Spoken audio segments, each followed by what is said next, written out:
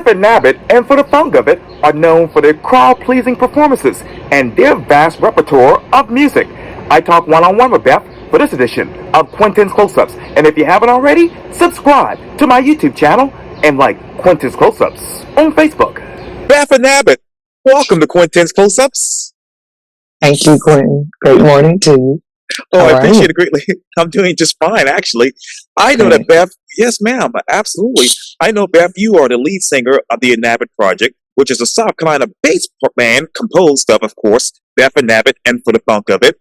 And of course, we know that you and your band are known for your crowd-pleasing performances and vast repertoire of music that encompasses a wide spectrum of genres, including jazz, R&B, of course, pop, funk, go-go, classic rock, and reggae. Tell me, Beth, as we sit here right now, what's new with you and your band? Well, the band is called, and thank you, first of all. That's not the name of the band, but the band is called Beth Inabinett and For the Funk of It. And we have been a band officially since March 4th of last year. We're continuing to grow, continue to sow, continue to build, continuing, to learn and make sense of this huge, crazy dream I've had. So we've got the Music on Main. We kicked that off April 4th, Thursday, in Spartanburg. And from Spartanburg, we'll be doing in July the Noma Square in Greenville with their city parks and recreation. We're always in Columbia. Yes. Shout out to Shay's Lounge and Shay Alexander. We're always on Hilton Head. I'm a native of St. Helena Island, proud Gullah Geechees. So we're always on Hilton Head, Kind of Blue. What's the other event? That's Sterling and Chevette Colvin, and also Tim Singleton over at Ruby Lee's. His mother has a spot over in Allendale County, Govans. So shout out to the Singletons, the Govans, and the Colvins. Got a couple of sorority events coming up. Delta Sigma Theta Sorority Incorporated, Bluffton, Hilton Head chapter will be having a peppermint jam Saturday, April 27th. And we have one in Greenwood on June 8th. So shout out to Delta Sigma Theta for looking out for their D9 sister. I wear pink and green proudly, but embrace all and everyone. Just grateful for the journey. And just other events we have coming up. We're doing this is the 40th annual Original Gullah Festival coming up in my hometown in Beaufort County. So we're going to be on that show Saturday, May 25th. Check the calendar. Don't quote me. I'm going by 57, almost 58. So let's see what happens. Let me ask you this. It does happen. Yes. Yeah, that does happen. Absolutely. Let me ask you this. What got you from having this particular dream to now having it as a reality? The leap of faith. I had to take a huge leap of faith. I've been performing professionally since 15, but back in 2016, I was performing with my cousin's band, Gwen Yvette and TC Soul. Yes. And from there, I started getting requests for solo gigs or to partner with other bands and collaborate. So finally, Shay Alexander was like, you know what, it's time to do your own show. Like, girl, please. Well, I've been doing it for 5 years with Shay, and she's been amazing. I've met amazing artists. That's how I met my band, just networking and being at the right place at the right time. And all praise to the Most High for making all of this possible. And I'm being redundant, obviously, but let me ask you, when did you know this band was at the right place at the right time? I love telling this story. I met my music director, Justin Hayes. He's also my bassist. We were on another event last year, to be exact, and I'd worked with the event organizer, Tony Holloman, percussionist, awesome percussionist, and Justin was on the gig. And just meeting him, just his spirit, his energy, how he's able to lead, how he's able to teach, how he's teachable, and just the way he moved, and just his ear, just his spirit. Right. And I asked him if he wanted to help me form the band.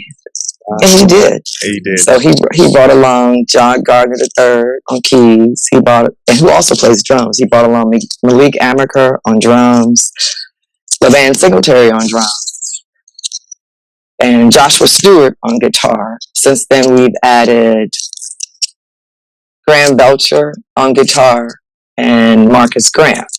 Wow. We've had Doug Antley on trombone. So it's just been one fun stew, just learning, just mixing, and we do many genres. I know we covered a few, but we also incorporate blues. We also incorporate country, Afro pop. I love just about any and all genres of music. I've been listening to all genres, 30s, 40s. You can thank and blame my parents and all of my family for feeding us that. And I did the same thing to my son, so yeah. What are you feeding yourself musically these days? Who am I not feeding myself musically? I am a solid lover of 70s old school music. So I find myself stuck on the groove on Channel 51. But I listen to reggae. And I'm probably going to mess up some names. There's this singer who sounds a lot like October London. Yeah, I've heard of her. Yes, ma'am.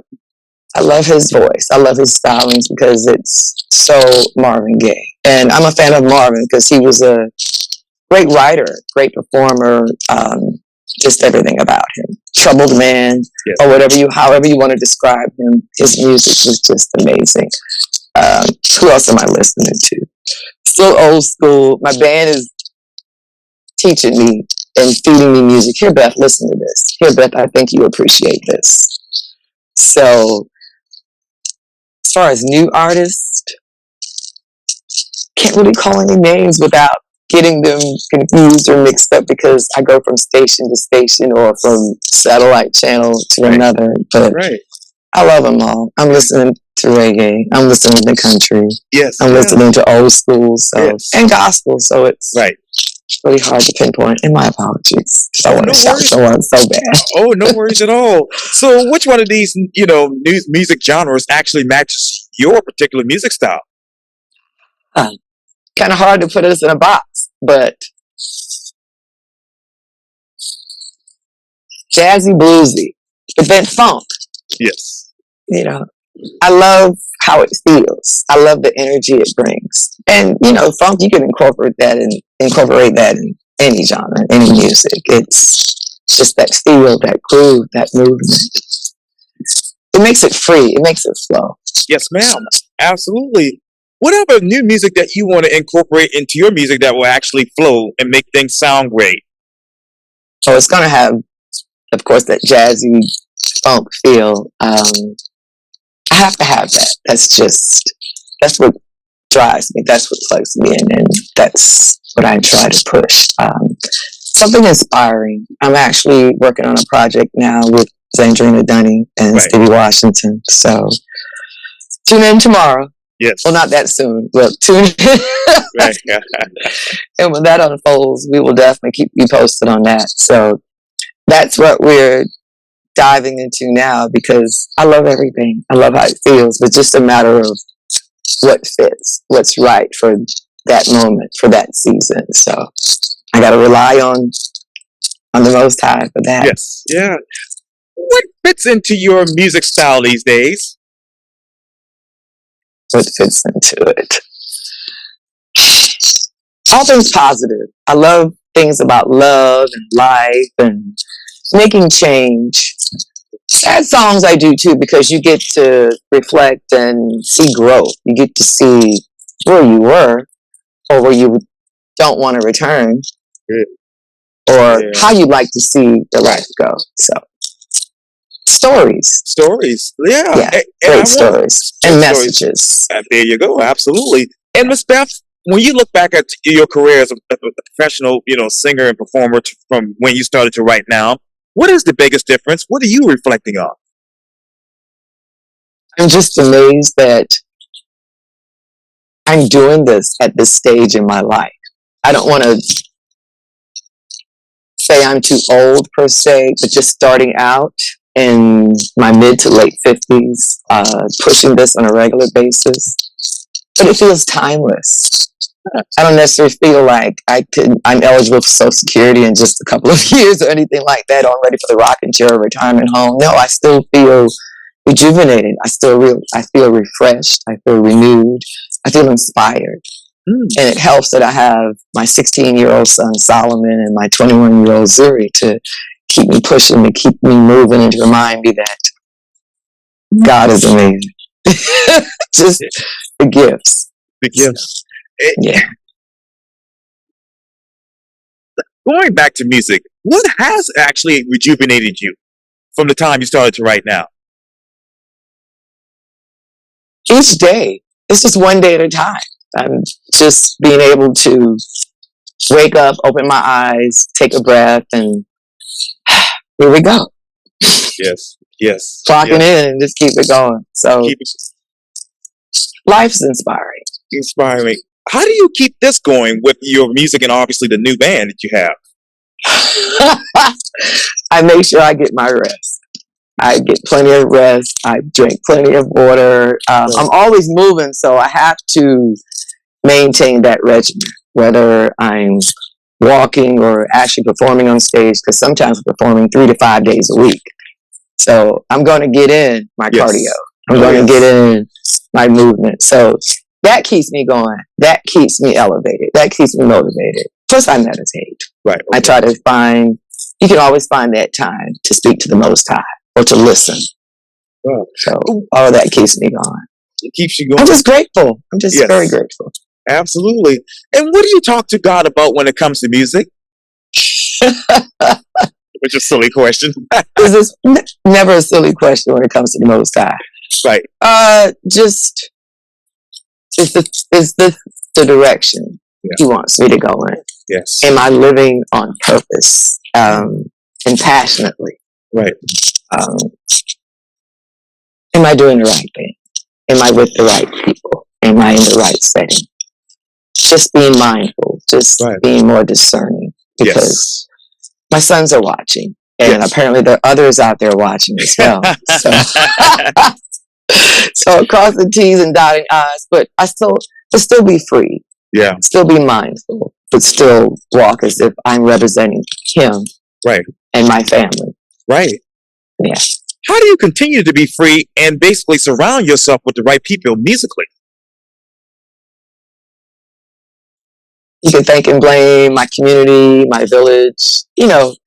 Galagichi, we're very perceptive. We're very discerning.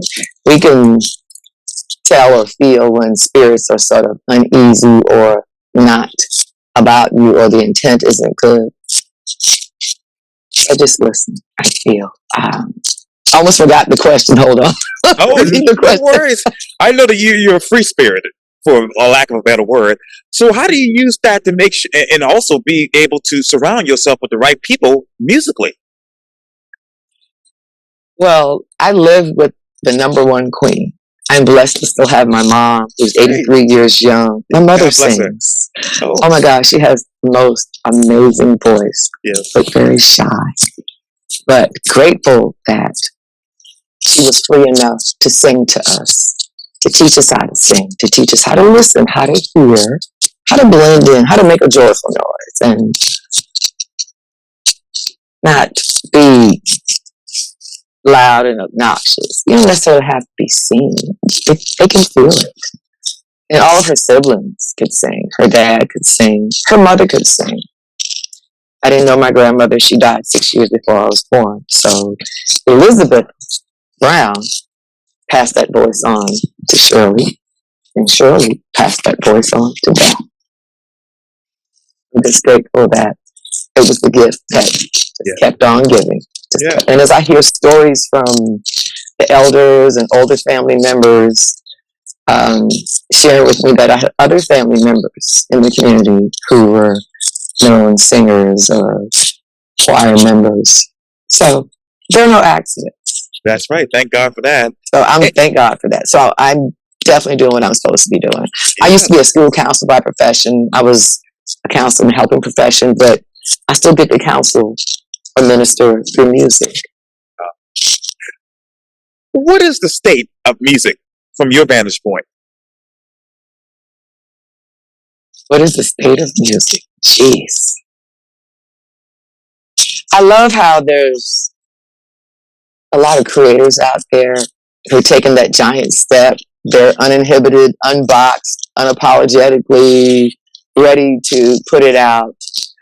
I love the feel of it. It just has this healing, feel good, let's do better, let's be great, and let's bring everybody else along.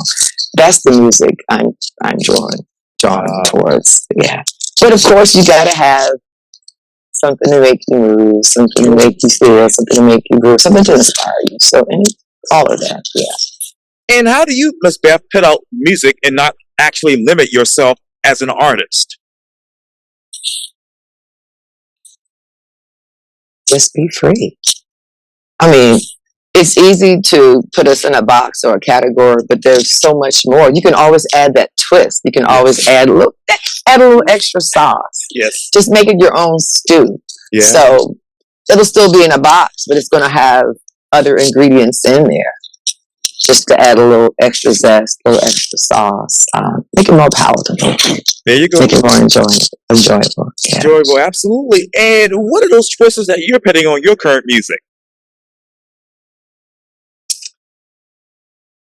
And I just shared this recently with Stephen and Sandrina. I love all things love. I love all things happy, all things positive. And like I said, even when you're discussing a past relationship that didn't go right, or even a present one, you can still talk about and envision the positive outcome. Once I get out of this, once I get away from this, or even when you're not with someone, or when you're single or solo or in that comfortable space, just loving yourself, just embracing yourself. Yeah. And growing to and evolving to do that. There you go. Yeah. Keep it going. And musically speaking, Miss Beth, what's your comfortable space? What's my comfortable space? I love soul. I love jazz. I love funk. I love R&B. There are many spaces. And wherever I can take my shoes off, which is most of the time. So I embrace all of them. But those would be my top 4. Yeah. And I'm probably redundant with this, Miss Beth, but what genre actually describes you as a person?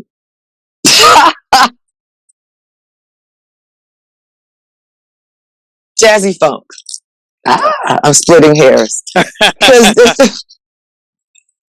I just love music, just the movement, instrumentations. That's the word I'm looking at.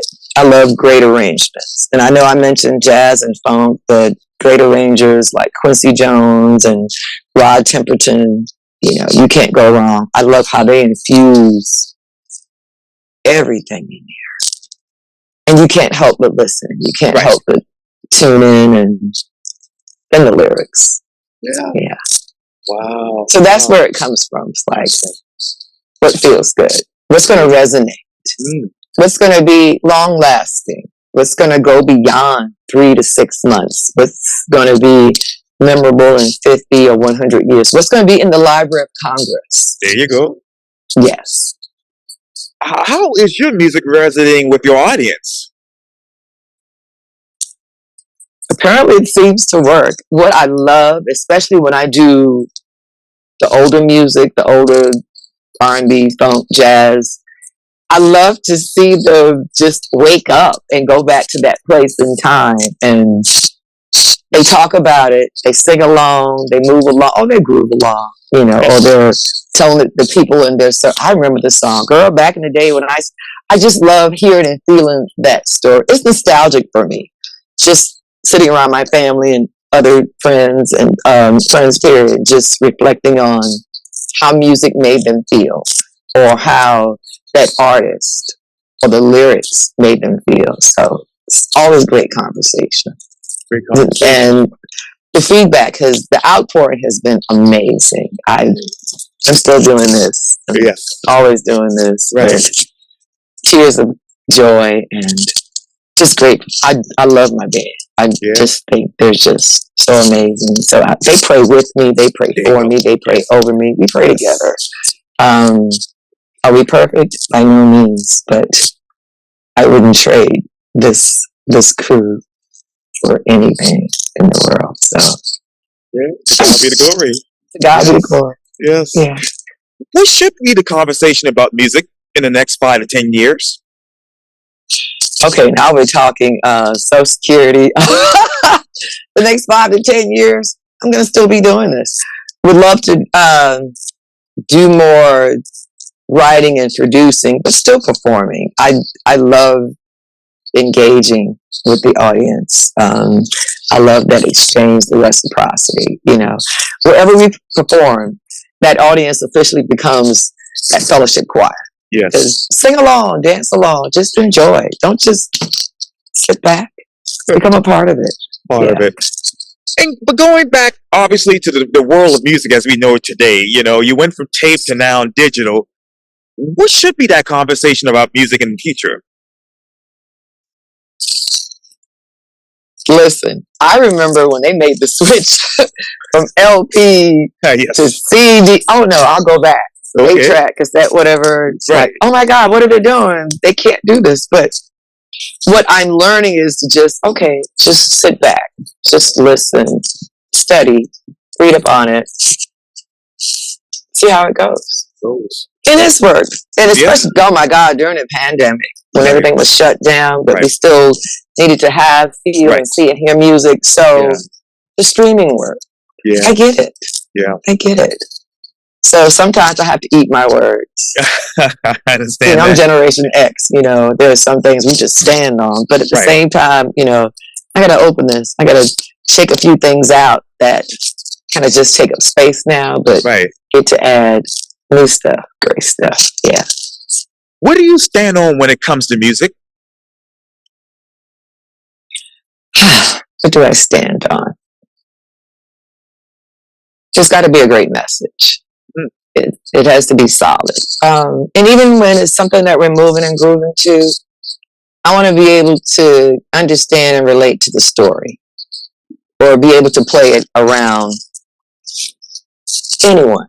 Yes. My sons, their peers, my peers. You know.